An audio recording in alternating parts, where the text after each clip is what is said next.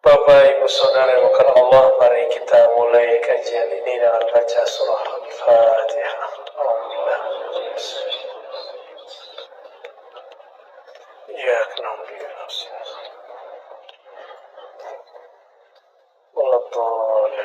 Allahumma shalli ala sayyidina.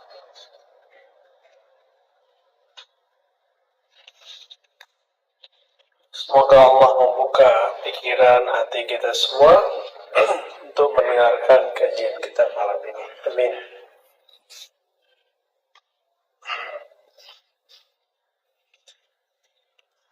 Hidung udah nggak tersumbat, tapi telinganya yang tersumbat karena ganti-ganti suhu ya. Jadi di telinga saya agak bengal. Alhamdulillah,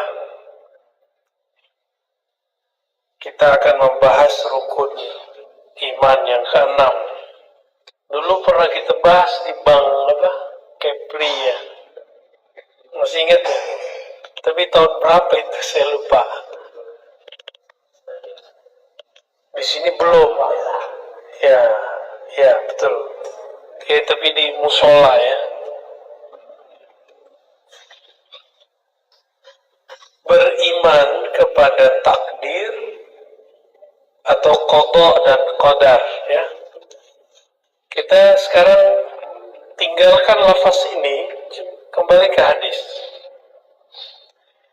Dalam hadis ada dua versi hadis. Abu Hurairah, dalam riwayat Abu Hurairah, an tu'mina bil qadari kullih, engkau percaya kepada qadar. Qadar bahasa kita kadar, udah jadi bahasa kita. Apa arti kadar? Ukuran. Ya ini bawa aja. Ukuran itu satu atau lebih? Lebih seharusnya. Kadar. Di lafaz berikutnya, kullih, semuanya. Di situ tidak disebutkan kadar itu baik ataupun buruk, hanya disebutkan kamu percaya takdir semuanya. Hanya begitu. Hadis ini ada di bab pertama dalam Sahih Muslim, tapi nomornya bukan nomor pertama, nomor kedua atau ketiga ya. Sedangkan di nomor pertamanya itu bukan dari Abu Hurairah. Jadi Abu Hurairah dengar Nabi percaya kepada takdir semua. Sahabat Nabi yang kedua, Abdullah bin Umar, mendengar dengan makna yang sama, tapi lafaz yang dia sampaikan beda dikit. Antu'mina bil qadari khairihi wa syarrih. Kamu percaya kepada takdir, apakah takdir itu ukurannya baik atau tidak baik. Tapi kata baik dan tidak baik tidak bertemu dalam hadis yang lain. Berarti itu apa? Pemahaman Abdullah bin Umar. Ini seni belajar hadis.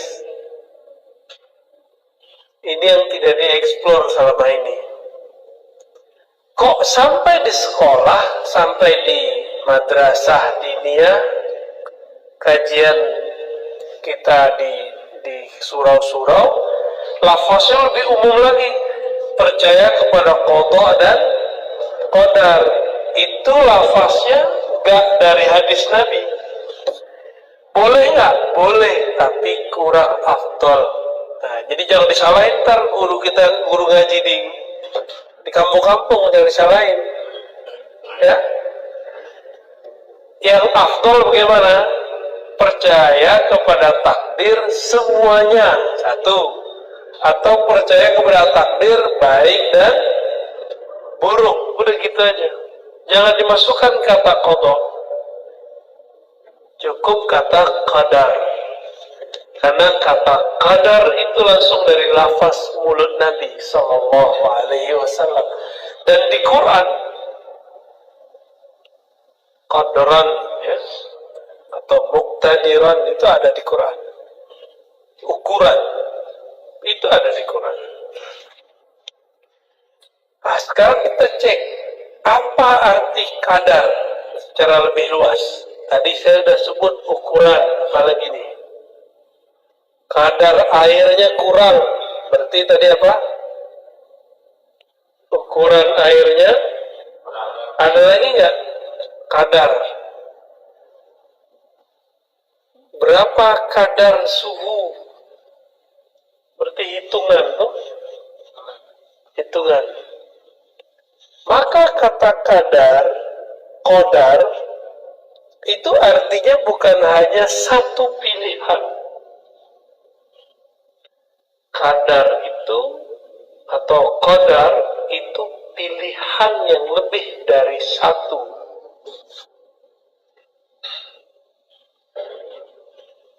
Maka kadar ini disebut oleh Abdullah bin Umar baik buruk, berarti pilihan kan? Khairihi atau syarri, baik atau buruk. Contoh, artis kalau ada yang terkenal, bagi artis yang lama gimana? Ancaman nggak bagi dia? Itu kalau dia salah baca kadar. Kalau dia merasa, oh enggak ancaman kok, berarti bagi dia takdir yang sama, dia nilai baik. Ustadz juga begitu. Ustadz itu ada yang terancam loh, kalau ustadznya berjiwa nartis. Muncul ustadz baru yang alim, wah, terjemahku diambil nih. Kalau bahasa artis gimana? Followerku diambil nih. Padahal nggak begitu konsepnya. Seharusnya dia menganggap apa? Kalau dia seorang artis, wah tambah seru nih, tantangan nih untuk menaikkan kualitas diri, gitu. Kalau ustadz gimana? Wow, begini tuh ustadz gaya baru, baca kitabnya keren, gayanya nggak usah banyak-banyak, misalnya gitu. Berarti yang harus kita kuatkan apa? Ngaji kitabnya. Misalnya gitu, ini contoh-contoh aja nih. Tapi kalau dia nggak paham, macam-macam. Kalau dia menganggap munculnya dai-dai baru, ulama baru itu sebagai takdir yang baik, dia ngomong gini, wah alhamdulillah tugas saya berkurang. Alhamdulillah dalil-dalil yang dulu saya susah hafal, dia hafal. Dia bisa membantu dakwah kita, bahkan dia nanti akan menjadi pemimpin dakwah kita. Kalau bisa begitu, itu baru dai-nya dai ilallah. Kalau enggak, dai ila nafsihi, dai yang mengajak kepada jiwanya, popularitas dirinya. Yang boleh populer itu cuma Allah, karena dialah yang zahir. Ya. Yang boleh sokan itu cuma Allah. Yang boleh dipuji-puji itu cuma Allah. Karena dialah yang mengatakan dirinya Alhamdulillah, Al-Hamid, Al-Majid, yang berhak dapat pujian. Maka kalau seorang dai, seorang artis, seorang seniman, seorang apapun dipuji, itu bukan pujian untuk dia, itu pujian terhadap anugerah Allah kepadanya. Berarti yang dipuji siapa? Allah. Cuma orang kadang lupa, mau ustaz aja bisa lupa. Dia dipuji, dikira dia yang terpuji. Padahal ilmu bukan ilmu dia, zikir bukan zikir dia, jamaah bukan jamaah dia, zauk rasa yang dia dapat bukan zauk dia. faham yang dia terima bukan darinya, tapi dari Allah Subhanahu wa ta'ala. Kapan-kapan Allah mau ambil bisa aja. Ada orang diambil ilmunya pas tidur, ada yang diambil badan-badannya mati. Kan serem ya. Pedagang nih, kalau sekarang dagangannya online ya, bener, kita dagang online. Nah, muncul lagi akun yang baru yang lain, dagangannya sama. Terancam nggak? Baik apa buruk? Buruk, bener buruk. Belum tentu. Nah, yang begini-gini tuh harus paham bahwa takdir itu dari Allah sudah diberikan sekian pilihan. Tinggal pilih, anggap itu baik atau anggap itu buruk. Mau bahagia, anggap itu baik. Mau sengsara, anggap itu buruk. Udah gampang tuh. Oleh karena itu takdir itu saya ibaratkan seperti meja ini. Bapak pilih sudut sini atau sudut sana. Melihat dari sudut sini atau melihat dari sudut sana. Jadi takdir bukan masalah saya malas-malesan. Takdir itu justru Allah memberikan kadar, kamu kalau maksimal dapat sekian, kalau nggak maksimal dapat sekian. Tapi nggak ada yang lebih dari itu. Gitu. Sehebat-hebat orang hari ini berlatih zikir, belajar ilmu ma'rifatullah, bisa jadi nabi nggak? Nggak bisa. Kenapa? Sudah dipangkas oleh Allah. La nabiyya ba'di, kata Nabi Muhammad. Tidak ada lagi nabi setelahku. Misalnya nih Bapak ada yang bisa zikir semalam 70.000, bisa jadi nabi nggak selama 40 hari? Enggak, takdirnya paling tinggi cuma jadi orang soleh atau orang wali. Orang soleh atau wali Allah, itu aja takdirnya. Nggak ada namanya jadi nabi.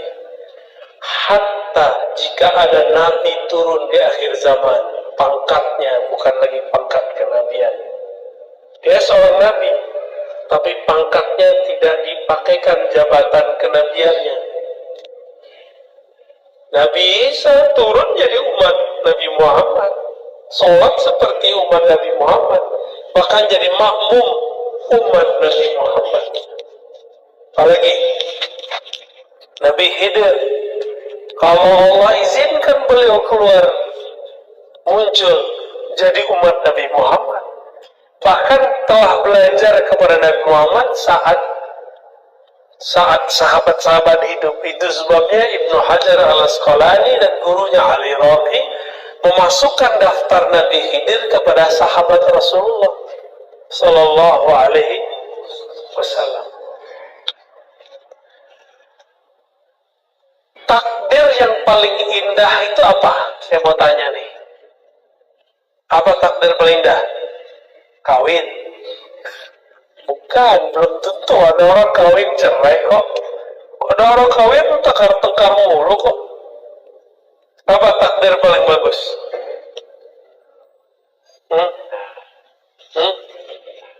Ketenangan. Oh, boleh.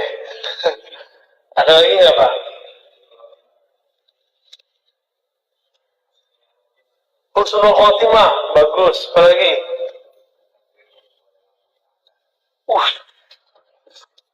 Takdir jumpa Allah, nggak sabaran dia.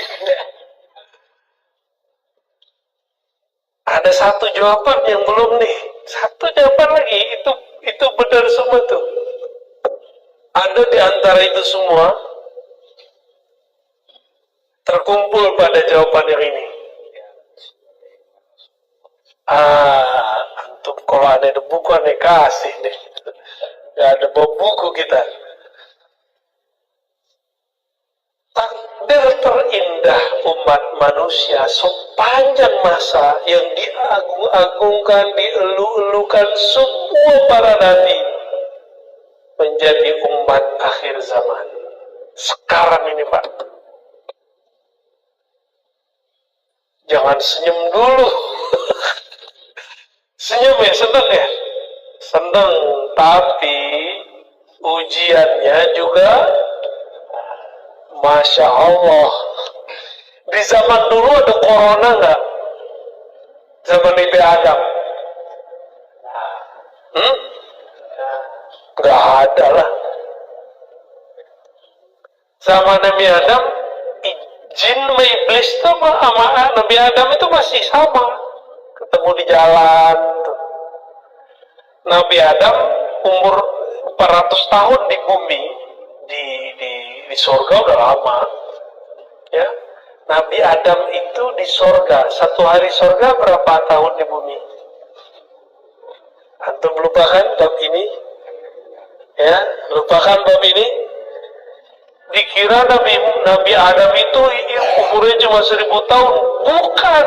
Nabi Adam itu ribuan tahun umurnya. Karena Nabi Adam waktu di surga, satu hari surga sama dengan 1000 tahun di bumi. Nabi Adam udah berapa hari di surga? Berhari-hari. Jadi rektornya surga. SK-nya langsung dari Allah, surat Al-Baqarah itu. 30, 31, 32, 33 itu kan cerita tentang proses jadi rektor itu. Belum apa-apa udah diangkat duluan tuh. Aku jadikan di muka bumi khalifah. Terus setelah itu diajarin. Habis itu diangkat. Anbithum, ajarkan para malaikat. Itu mahasiswanya Nabi Adam itu malaikat. Canggih ya? Tapi takdirnya yang kalau malaikat diajar tuh nggak berkembang. Maaf ya, bro malaikat ya. Kita bukan merendahkan malaikat. Malaikat tuh statis. Statis itu datar aja. Allah sudah skenariokan Nabi Adam turun ke bumi. Turun ke bumi, 400 tahun beliau di bumi, lahir anak namanya Syith. Nabi Syith diperintahkan dan Nabi untuk berkeliling ke dunia memutus penglihatan manusia kepada jin. Makanya hari ini antum ada yang bisa lihat jin? Ada yang pakai celana jin? Ya, kenapa tidak bisa melihat jin? Itu dulu doa yang Allah kasih kepada Nabi Syith.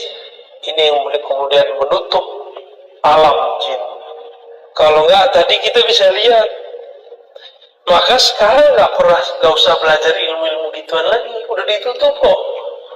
Ya, kecuali antum seorang waliullah nggak apa-apa.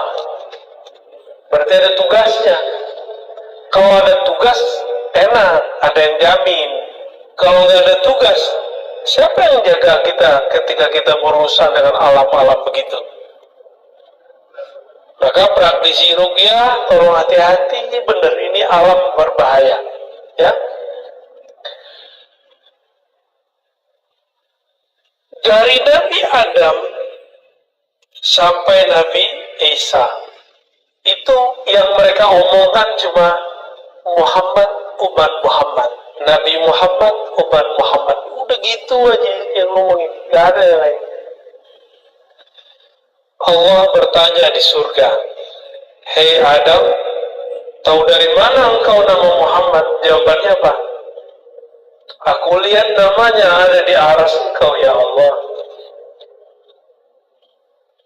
Kalau ada di aras, berarti penting nggak? Penting. Bahkan nama Nabi Adam nggak ada di situ. Bisa dibayangkan? Nama Nabi Adam tidak ada di aras Allah. Maka kemudian berselawatlah dia kepada Nabi Muhammad SAW. Allahumma salli ala Muhammad atau sallallahu ala Muhammad. Apa kata Allah? Hei Adam, ini yang sudah sering saya sampaikan supaya masuk ke hati diulang-ulang. Hei Adam, kalau bukan karena Muhammad aku tidak ciptakan engkau. Allah yang langsung ajarin. Maka Nabi Adam dicipta untuk Nabi Muhammad. Maka jangan pernah kemudian menyesali nasib kita. Kenapa kita terusir dari surga ke bumi? Ada yang nyesal gak? Ada yang nyala-nyalain Nabi Adam gak? Ada ya? Wah, Israiliyat. Hanya kisah Israiliyat yang menyalahkan Nabi Adam dan Sayyidatuna Hawa. Itu emang ada. Buka Perjanjian Lama halaman pertama itu isinya emang begitu. Menyalahkan Sayyidatuna Hawa, Eva. Ya, kita menyebutnya dalam tradisi hadis Israiliyat. Jadi ibu-ibu ini disalahin sama bapak di situ. Maka dikutuklah perempuan katanya dengan melahirkan dan haid. Jadi dalam Bible haid dan beranak itu kutukan. Di dalam Islam bukan. Di dalam Islam itu tugas dari Allah Subhanahu wa Ta'ala untuk para ibu, supaya lahirin anak biar sampai di zaman umat Muhammad sallallahu alaihi wasallam. Nabi Adam begitu. Nabi yang paling fenomenal Nabi Ibrahim. Itu doa, Rabbana wa ba'ats fihim rasulan. Ya Allah, utuslah di kalangan mereka seorang rasul. Siapa rasul di situ? Nabi Muhammad. Tersebut namanya. Nabi Ibrahim punya anak Ishak, terus Yakub, terus sampai ke bawah nanti Nabi Musa. Apa kata Nabi Musa? Ya Rabb, jadikan aku Nabi akhir zaman. Tapi takdirnya Nabi Musa jadi Nabi akhir zaman? Enggak. Nabi Musa itu dulu pernah ngomong begini ke Nabi Adam. Jadi Nabi Musa diperjalankan secara rohani ketemu Nabi Adam. Nabi Adam sudah wafat secara fisik, tapi ruhnya wafat enggak? Enggak. Apa kata Nabi Musa? Anta alladhi akhrajtana minal jannah, akhrajtana wa zurriyatak minal jannah. Ente ya Nabi yang musir, yang menyebabkan kami terusir dari sorga. Dia lupa ini rektor surga ini, universitas sorga yang dulu ngajarin malaikat. Lupa Nabi Musa. Apa kata Nabi Adam? Oh ini ya cucu saya Musa yang bisa ngomong dengan Allah langsung, tapi nggak mengerti takdir saya, yang mana Allah telah tetapkan di alam azali bahwa saya akan keluar dari muka dari surga. Bengong Nabi Musa. Maka kata Nabi ya, dalam hadis Bukhari, fahajja, lalu menanglah hujahnya Adam ala Musa terhadap Sayyidina Musa. Jadi nabi-nabi itu saling sindir-sindir juga. Jangan antum kira nabi ketemu nabi biasa-biasa aja, sindir-sindir. Seru tuh kalau lihat nabi, wali ketemu wali itu sindir-sindiran. Tapi sindirnya ngelekit, sindirnya sindir ma'rifat. Nabi Musa bercerita tentang susahnya di bumi, takdir toh, takdir di ujung. Nabi Adam berbicara takdir di pangkal, menangan mana. Yang dipangkal karena dia tahu semua.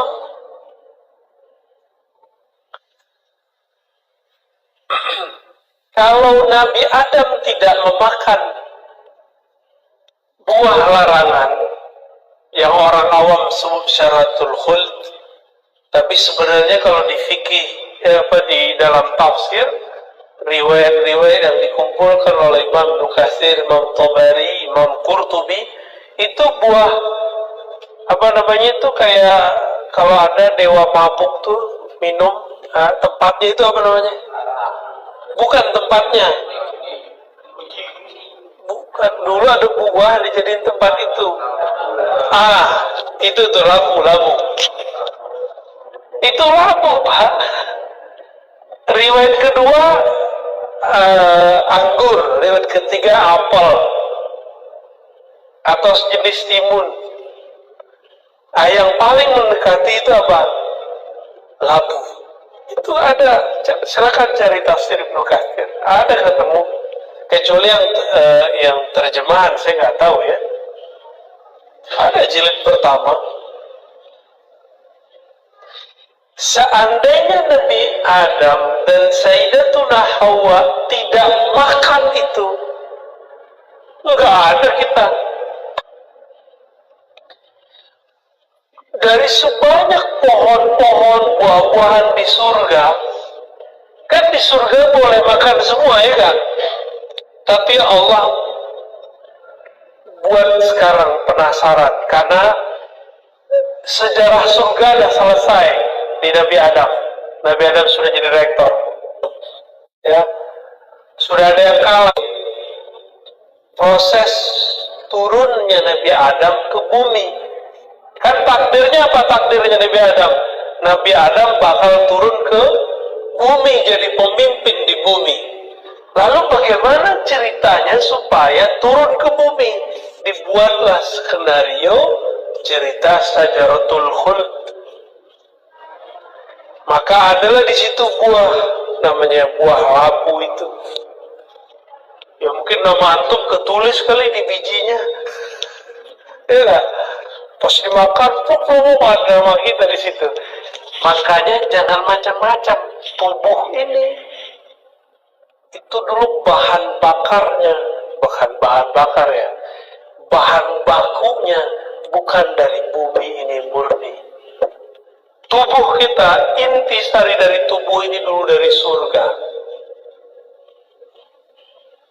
Langsung Allah yang menciptakan Nabi Adam. Kemudian buah-buah yang ada di sana, termasuk buah labu tadi. Makanya antum nih, badan panas kasih labu Pak, sembuh insya Allah. Karena itu buah kita. Percaya nggak? Tinggal baca aja sholawat. Allahumma sholli ala Sayyidina Adam, Allahumma sholli ala Sayyidina Muhammad. Makan, ya Allah lah dengan cara yang bagus. Makan insya Allah turun panasnya. Ini dalilnya di mana? Bukan pakai dalil Pak, ini pakai uruf tradisi. Kalau ada anak kita sakit,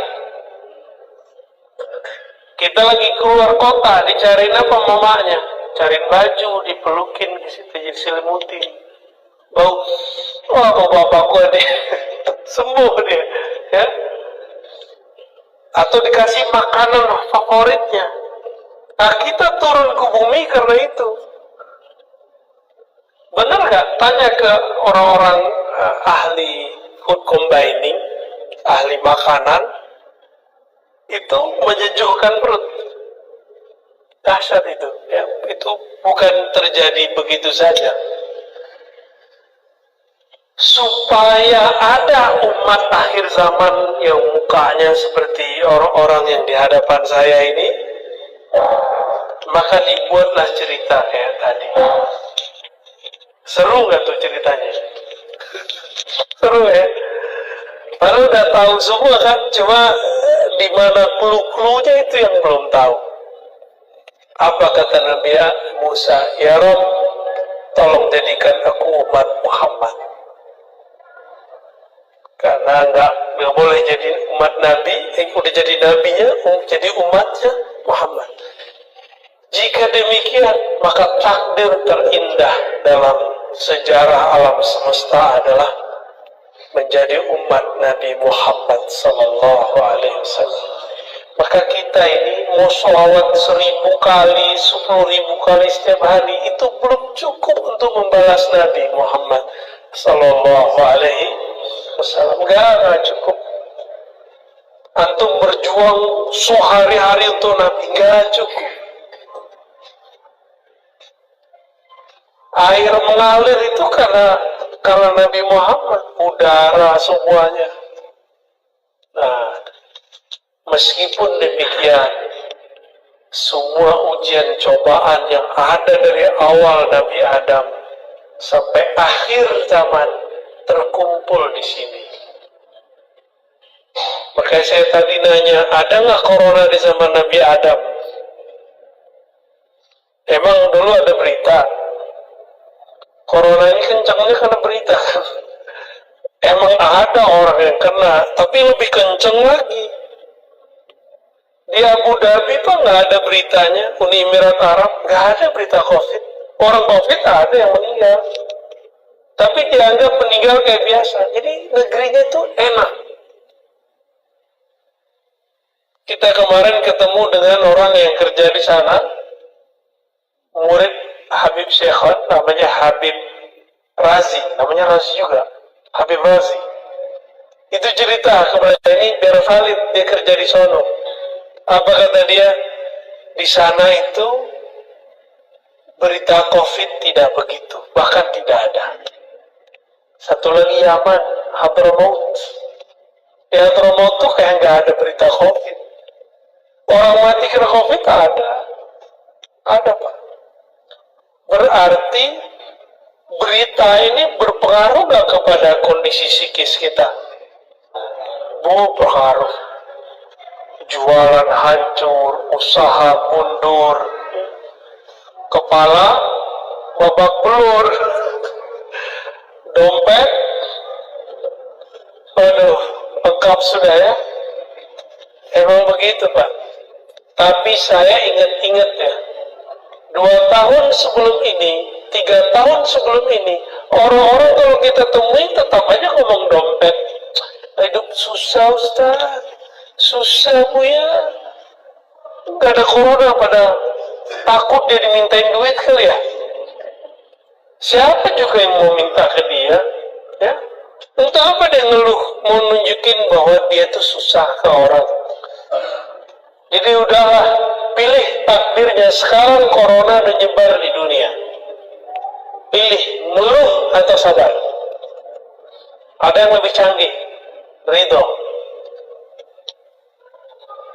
Orang kalau ridho nggak ada beban di pikirannya. Gimana? Kalau sabar ada batasnya.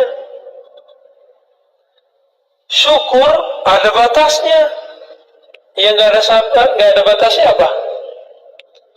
Ridho. Ikhlas itu puncaknya Pak. Puncaknya ridho ikhlas, namanya lepas semua udah. Ridho dulu. Coba mulai besok pagi sebelum tidur lah ya, baca raditu billahi robba, aku ridho kepada Allah sebagai yang mengatur alam semesta. Udah ridho belum? Adakah terjadi di alam semesta satu biji zarah saja, atau satu gerak, atau satu mikroba, satu bakteri tercipta, terjadi bukan dengan izin Allah? Ada nggak? Apakah corona ini terjadi dengan selain izin Allah atau dengan izin Allah? Berarti Allah sedang mentakdirkan apa hari ini corona berkembang. Allah lagi uji kita, nanggepinnya gimana? Pakai ridho, pakai sabar, pakai syukur, atau pakai ngeluh? Jika kita ngeluh, takdir corona jadi buruk. Jika kita nikmati saja takdir ini, kita ridhoi, corona pun tetap indah. Karena corona apa? Karena corona saya bisa ngaji Ma'rifatullah lebih banyak. Dulu kita sibuk dakwah kiri kanan hilir budi, nggak memikirkan diri sendiri. Tapi berkah corona saya bisa ngaji kepada guru saya 2 kali sepekan, bahkan kalau mau lebih. Berkah corona, Pak. Jadi saat lagi corona kencengnya itu Jakarta lockdown semua, kita tetap keluar jam 12, balik nanti jam 4. Berarti ngajinya jam 12 atau jam 11 berangkat, itu udah nggak ada penjagaan. 11, jadi orang semua penjaganya udah pada tidur, udah balik, udah sepi jalan.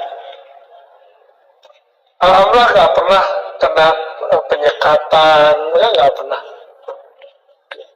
Karena kita pun tidak buat kerumunan saat itu.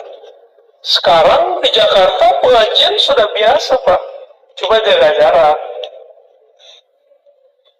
Ya, kalau di sini jaga hati.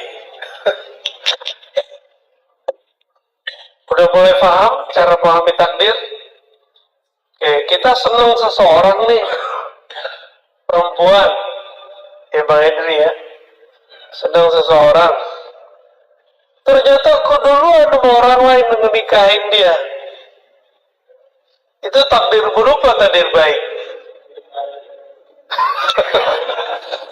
Kayaknya patah hati tuh. Takdir baik gitu. Agak lemas ya. Tapi kalau kamu bisa nikahin dia, takdir baik gitu. Beda bahasanya. Itu takdir baik apa buruk? Baik, seandainya dia nikah sama kita, belum tentu kita bisa hidup seperti sekarang enaknya, gitu, santai. Siapa tahu kalau wajahnya agak charming dikit, biayamu wajahnya mahal, Pak.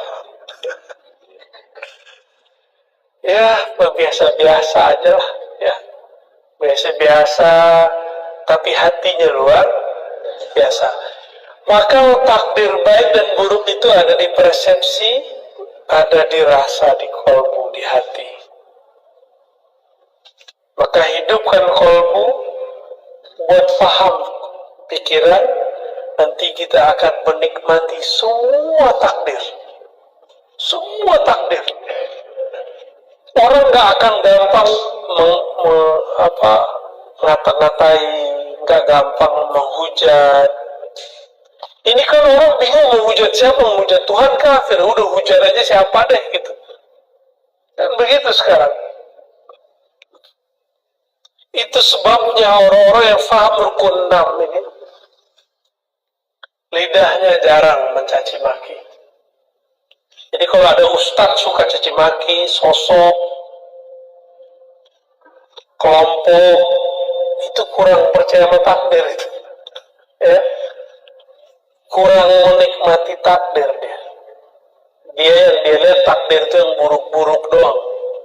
Ada kelompok beda dikit buruk gitu. Bagi saya kelompok yang beda sama kita itu nikmat, Pak. Kalau nggak ada kelompok itu, kita nggak baca kitab hadis. Kita cukup aja kita fikih dari dulu sama tasawuf kan, sama akidah sifat 20, enggak kita cari dalilnya. Karena mereka nanya, mana dalilnya? Ya, maka saya memahami mereka sebagai alat Allah kirim supaya kita ngaji lagi. Kita udah jawab, dia nggak terima, ya sudah. Dia kasih ilmu sama Allah, dia nggak dikasih ilmu. Gitu kira-kira.